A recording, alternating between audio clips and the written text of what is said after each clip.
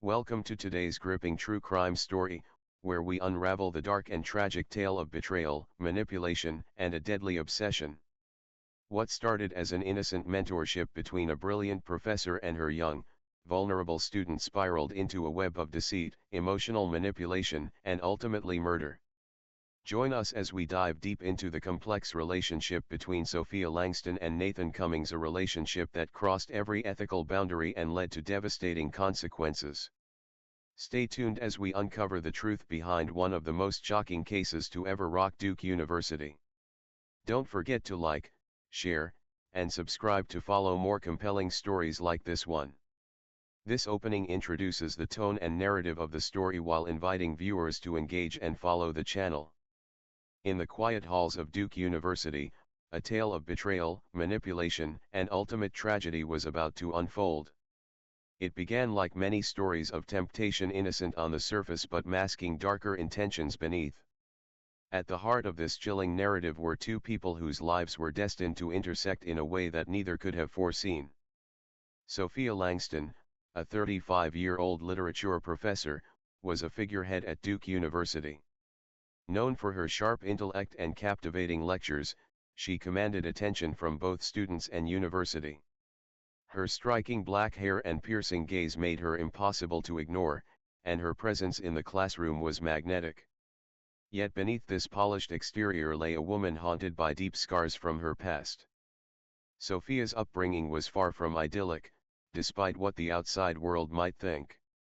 Raised in an affluent family in New Haven, she had everything one could ask for except genuine love and emotional support. Her father, a prominent lawyer, and her mother, a well-known social activist, maintained a picture-perfect image for society. However, their emotionally distant parenting left Sophia feeling isolated and desperate for validation. To cope, she buried herself in books and academia, excelling to the point of skipping grades and eventually graduating with honors from Yale. But her accomplishments did little to fill the void within her. Then there was Nathan Cummings, a 19-year-old freshman, whose life was a stark contrast to the privileged world of academia that Sophia inhabited. Coming from a working-class family in a small town, Nathan had seen his parents struggle to make ends meet. His father worked construction long hours, while his mother juggled part-time jobs to keep the household afloat. Nathan knew that his only escape from the grind of blue-collar life was through education, and that's what brought him to Duke University. Nathan wasn't a standout in math or science, but when it came to literature, his imagination soared. The words of great authors transported him far from the limitations of his small-town upbringing. His quiet ambition was to one day become a writer, although he lacked the confidence to believe in his own potential.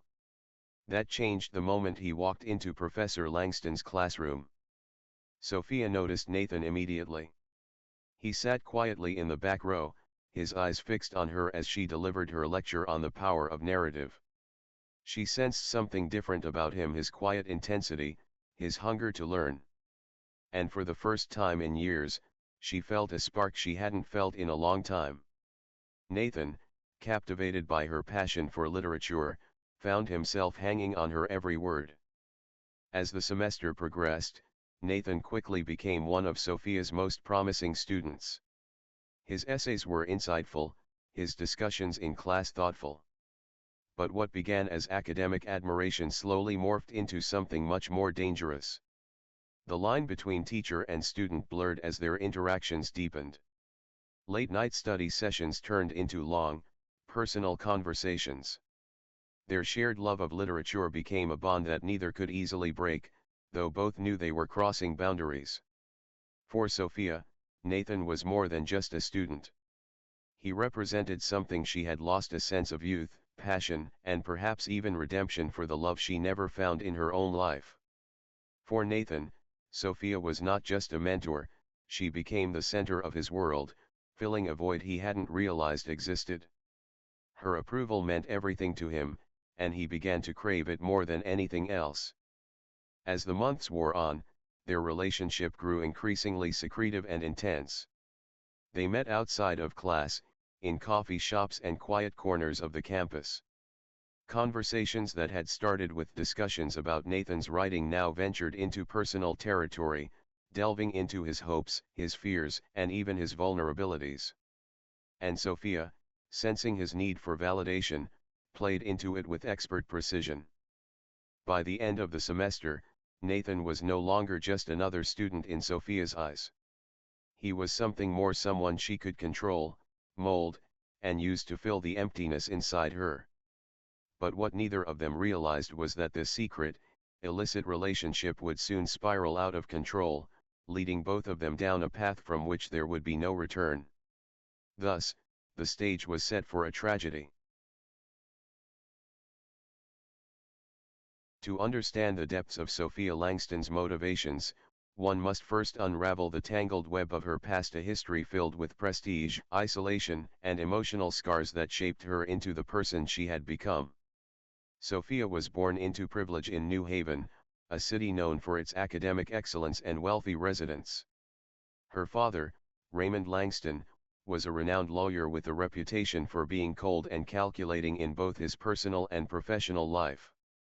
Her mother, Claire, was the epitome of high society, a socialite who dedicated her time to philanthropic causes but spent more energy on public appearances than on her family. From the outside, their family was perfect: wealth, success, and the respect of their peers. But behind closed doors, the Langston household was cold, distant, and emotionally barren. From a young age, Sophia learned that love in her family was conditional, a reward for excellence rather than an inherent right. Her father's praise was only ever given when she achieved something extraordinary, while her mother showed affection in brief, shallow gestures that left Sophia longing for more.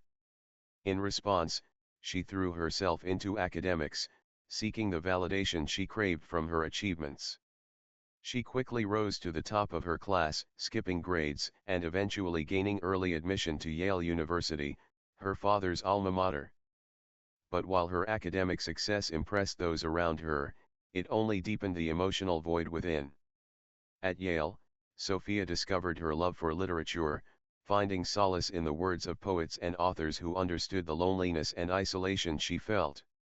Yet, even in this newfound passion, the patterns of her childhood repeated themselves. Her professors were quick to praise her intellect, but true emotional connection eluded her. She was admired, respected, but always kept at arm's length, too brilliant to be close to, too complex to understand. During her time in graduate school, Sophia's need for validation took a darker turn. Her exceptional academic performance caught the eye of her thesis advisor, a married professor in the Department of English Literature. He was older, well-respected, and everything Sophia thought she wanted in a mentor. Their professional relationship quickly evolved into an affair, one built on mutual intellectual admiration but rife with manipulation and emotional exploitation. For Sophia, it was a chance to feel needed, to fill the deep-seated void her family had left behind. For him, it was an opportunity to control and manipulate a brilliant young woman. The affair, however, ended in scandal. When their relationship was exposed, Sophia was forced to watch as her dreams of an academic career at Yale crumbled around her. The professor escaped with little more than a tarnished reputation, but for Sophia, the fallout was devastating. Her credibility was questioned, whispers about her character followed her through the halls, and she became a pariah among her peers. She left Yale in disgrace, carrying with her the weight of shame and betrayal. It was this sense of rejection and failure that led Sophia to Duke University, a far cry from the Ivy League institutions she had once aspired to, but a place where she could start over. At Duke University, she quickly rebuilt her reputation. Her intellect and innovative teaching methods once again earned her the respect and admiration of both students and faculty, but this time, Sophia was determined to keep control. She would never allow herself to be vulnerable again. But the emotional scars remained. Deep down, Sophia was still the same woman who craved attention, who needed to feel adored and admired to validate her existence. And though she had sworn off the dangers of romantic entanglements with university, Her need for power and control over those around her continued to manifest in more insidious ways. In her students, Sophia found a new outlet for her emotional hunger. They were young, impressionable, eager to learn, and willing to give her the adoration she sought. And so, she cultivated relationships that blurred the lines between teacher and student. She fed off their admiration, subtly encouraging their dependence on her while maintaining just enough distance to keep suspicion at bay. But when Nathan Cummings entered her life, something shifted. For the first time since her disgrace at Yale, Sophia felt something beyond mere admiration. In Nathan, she saw potential not just as a student, but as someone she could mold, shape, and control in ways that went beyond the academic. He became more than a vessel for her intellectual validation, he became her chance at redemption, a way to rewrite the failures of her past. Sophia's past was complicated, filled with unresolved wounds and dangerous desires. And now, as she stood on the brink of crossing yet another line, those same desires threatened to consume both her and Nathan in a spiral of manipulation, power, and destruction. Nathan Cummings wasn't like the other students at Duke University. While many of his peers came from privileged backgrounds, Nathan's journey to college had been anything but easy. Growing up in a small, working-class town, he was the youngest of 3 siblings in a family that struggled to make ends meet. His father worked grueling hours as a construction laborer, while his mother took on multiple part-time jobs to keep food on the table. From an early age, Nathan understood that the only way he could break free from this cycle was through education. Unlike his brothers, who excelled in sports and practical skills, Nathan found solace in books. Stories offered him an escape from the harsh realities of life in a struggling family. He spent hours in the local library, poring over novels and scribbling his own stories in dog-eared notebooks. His favorite books were always those that dealt with complex emotions: loss, longing, redemption. They resonated with the pain and uncertainty he often felt but could never quite express. In high school, Nathan's potential as a writer was clear. His English teachers were constantly impressed by his ability to analyze literature and convey his thoughts with depth and clarity. However, where Nathan excelled in writing, he faltered in other areas. His grades in math and science were mediocre at best, and despite his undeniable talent in the humanities, his overall academic performance left him struggling to secure scholarships. It was only by sheer determination and a small grant from a local foundation that he was able to attend Duke University at all. Once at Duke University, Nathan hoped to reinvent himself. But as the semester began, he quickly realized that the transition to college life wasn't going to be as smooth as he had hoped. He felt out of place among his more affluent classmates, who didn't seem to understand the weight of responsibility he carried. While they complained about deadlines and dorm life, Nathan worried about making the most of his education, knowing full well the sacrifices his family had made to get him there. The pressure to succeed was crushing, and as much as he tried to keep up, there were moments when he felt like he was drowning. It was during these difficult early weeks that Nathan first crossed paths with Professor Sophia Langston. From the moment he stepped into her classroom, he felt an immediate connection to her. She spoke about literature with a passion and intensity that matched his own, and for the first time since arriving at Duke University, Nathan felt like he belonged somewhere. Her lectures were not just about analyzing texts, they were about life, emotion, and the human experience, things Nathan had always felt deeply but struggled to articulate. Sophia noticed him too. There was something about the way Nathan's eyes lit up when she spoke, the way he hung on her every word, that made him stand out from the rest of her students. After class one day, she pulled him aside, complimenting him on an essay he had written. She told him he had a rare gift for writing, and in that moment, Nathan felt something he hadn't felt in a long time: validation. Her praise was a lifeline, a reminder that maybe he wasn't as out of place as he had feared. Over the next few weeks, Nathan began spending more and more time in Professor Langston's office. At first, their meetings were strictly academic discussions about his writing, recommendations for books he should read. But soon, the conversations began to shift. Sophia, sensing Nathan's vulnerability, started asking him more personal questions about his family, his life back home, the pressures he faced. Nathan, who had always kept his struggles to himself, found himself opening up to her in ways he never had with anyone else. For Nathan, these conversations were a revelation. He had never met anyone like Sophia, someone who not only understood his passion for literature but also seemed to understand him on a deeper, more personal level. She became his confidant, his mentor, and slowly, without him realizing it, the center of his world. But what Nathan didn't see was the subtle way Sophia was manipulating him, feeding off his need for approval and using it to draw him closer. Every compliment, every bit of advice, was carefully calculated to make him more dependent on her. And as their relationship deepened, Nathan's sense of self began to blur. He started writing not for himself, but for her approval.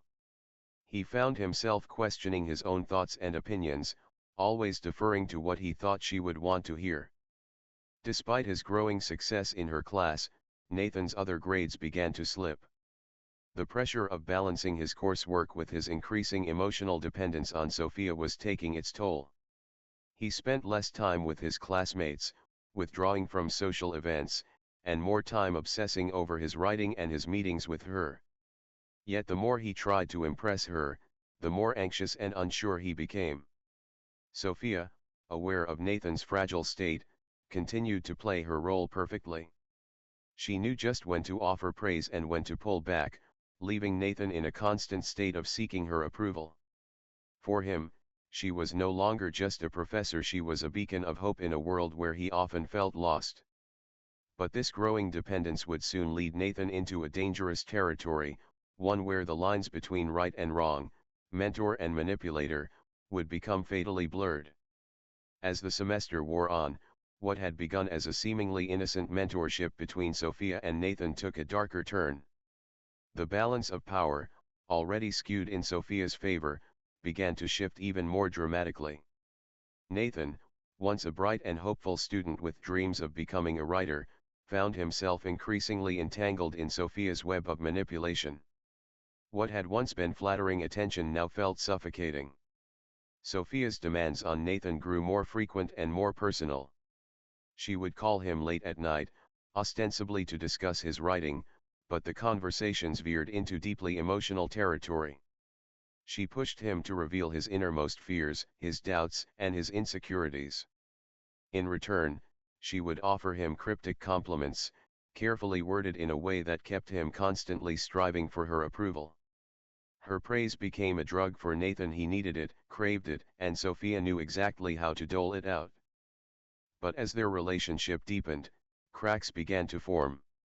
Nathan started to feel the weight of the ethical boundaries they were crossing, though he couldn't fully articulate it.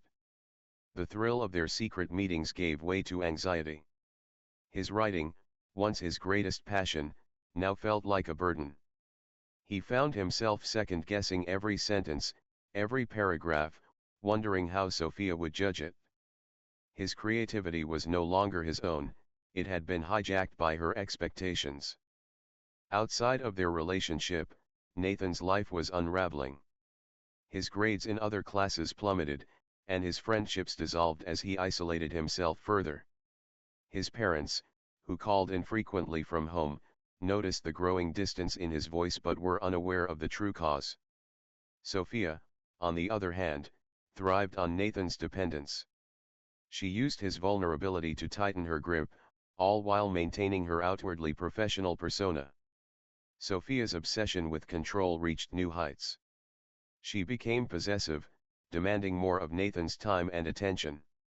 When he tried to spend time with classmates or focus on his other responsibilities, she would subtly manipulate him, reminding him of how much she had done for him and how his future depended on her guidance.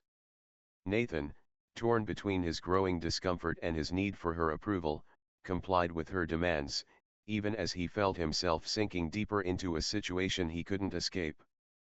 As winter break approached, the tension between them escalated. Nathan's once deep admiration for Sophia was now clouded by a mix of guilt, confusion, and fear. He knew their relationship was wrong, but every time he tried to pull away, Sophia would reel him back in, using his insecurities as leverage.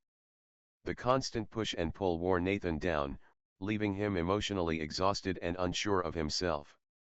The relationship that had once felt like a lifeline was now a noose tightening around Nathan's neck. He was trapped in a cycle of emotional manipulation, where each moment of kindness from Sophia was followed by subtle cruelty designed to keep him dependent on her. And as their bond grew increasingly toxic, both of them teetered on the edge of a catastrophe that neither could stop. The winter break was the catalyst for the inevitable disaster. The campus, now nearly empty, gave Sophia the opportunity she needed to confront Nathan and prevent him from walking away from her grasp. By then, their relationship had become a toxic web of manipulation, and Nathan, desperate for an escape, had finally found the strength to break free. But Sophia, consumed by her fear of losing control, could not let that happen. It was a cold, dark evening when Nathan left the campus library, walking along the deserted path that skirted Lake Duke University. His mind was racing, torn between the guilt of their affair and the hope of finally confessing everything to the dean the next morning. Little did he know, Sophia had been watching him, waiting in the shadows, her desperation growing with every passing second. Sophia had been lurking near the lake for hours, gripped by a toxic mix of fear, rage, and desperation. In her hand, she clutched a large rock she had picked up earlier, her mind fixated on one terrible thought: Nathan could not be allowed to reveal the truth. The life she had so carefully constructed, the power and control she wielded, all of it would be destroyed if he exposed her. As Nathan approached a secluded bend in the path by the lake, Sophia made her move. The first blow caught him completely off guard, a hard, sudden strike to the back of his head. Staggering forward, Nathan turned, disbelief and betrayal etched across his face as he recognized his attacker. Sophia. His voice was weak, full of shock and confusion. I trusted you, but Sophia was beyond reason, her mind consumed by panic and the need to silence him. Without a word, she raised the rock again and brought it down with brutal force. Nathan collapsed to the ground, barely able to defend himself. His attempts to push her away were futile, weakened by the shock and his reluctance to hurt the woman he had once admired. But Sophia's strength, driven by desperation, was relentless. She struck again and again, until Nathan's body lay still on the cold, hard ground. As the fog of her frenzy lifted, Sophia stood frozen, staring at the lifeless form of Nathan. The enormity of what she had done began to crash down upon her. The rock, now covered in blood, slipped from her trembling hands and tumbled down the embankment into the lake. The silence around her was deafening, broken only by the soft lapping of the water against the shore. In a daze, Sophia began to cover her tracks. She gathered Nathan's scattered belongings, wiping them clean of any fingerprints before tossing them into the lake. She carefully rolled his body towards the water's edge, weighed it down with stones, and watched as it slowly disappeared beneath the dark surface. The first light of dawn was beginning to break as Sophia made her way back to her apartment, her clothes soaked and mudded, her mind reeling from the horror of what she had just done. Over the next few days, Sophia tried to maintain a facade of normalcy. She continued to teach her classes, attended faculty meetings, and even joined the search parties organized by the college when Nathan was reported missing. But the strain of her actions weighed heavily on her. Her university noticed her increasingly erratic behavior, her distracted demeanor. And as the investigation into Nathan's disappearance deepened, the walls around Sophia's carefully constructed life began to close in. The rock she had used to kill Nathan, hastily discarded in a nearby dumpster, would soon be found. Security footage placed her car near the lake on the night of his disappearance. And when Nathan's body was finally discovered by a group of students on a weekend fishing trip, it was only a matter of time before Sophia's secret came to light. The discovery of Nathan's body in the icy waters of Lake Duke University sent shockwaves through the campus community. What had been a missing persons case now turned into a full-blown homicide investigation, and Detective Sarah Reeves, a veteran of the Duke University Police Department, was assigned to lead the case. She arrived at the scene, surveying the grim reality of Nathan's fate. His body, weighed down by rocks, bore clear signs of a brutal attack. The forensic team confirmed what was already suspected: Nathan had suffered blunt force trauma to the head before drowning. Detective Reeves wasted no time. She immediately began piecing together the last known movements of Nathan, starting with interviews of his classmates, professors, and anyone who might have had contact with him in his final days. It didn't take long before Sophia Langston's name came up. Students had noticed how close she had been to Nathan, and though few knew the full extent of their relationship, rumors of favoritism and secret meetings circulated quickly. Trevor Lawson, Nathan's roommate, became a key figure in the investigation. He had been growing increasingly concerned about Nathan's erratic behavior in the weeks leading up to his disappearance. During an interview with Reeves, Trevor revealed that Nathan had confided in him about his inappropriate relationship with Sophia. Though he didn't know all the details, Trevor shared enough to raise the detective's suspicions. The investigation took a decisive turn when forensic evidence began to mount against Sophia. A maintenance worker discovered the bloody rock Sophia had discarded in a dumpster near her apartment.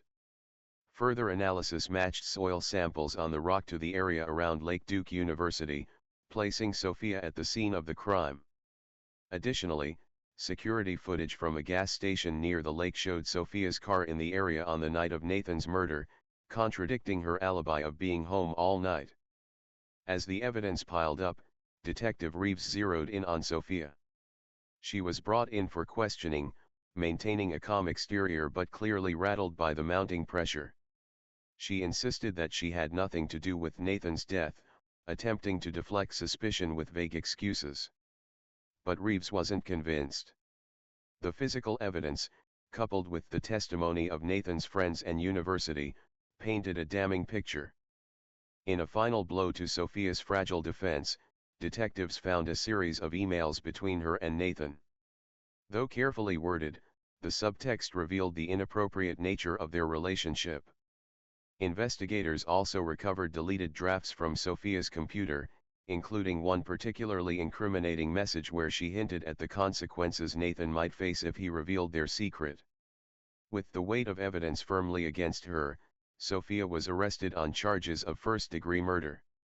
As she was led out of her apartment in handcuffs, the facade of the brilliant, respected professor crumbled. The college and the community at large were left reeling from the revelation that someone they had admired and trusted could commit such a heinous act. Sophia's once promising career was over, and the dark truth behind her manipulation and crime had finally been exposed. The trial of Sophia Langston was one of the most high-profile cases Duke University had ever seen.